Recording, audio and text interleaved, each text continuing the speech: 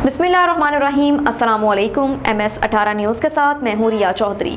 Bulletin में शामिल करेंगे आज की अहम खबरें।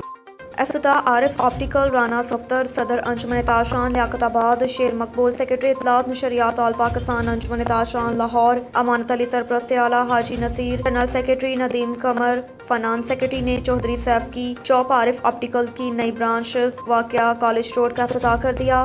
जफर लाला आरिफ नदीम भाई नईम भाई जैद भाई एहसान भाई समेत ताजिर बरादरी और दिगर दोस्त अहबाब ने बड़ी तादाद में शिरकत की।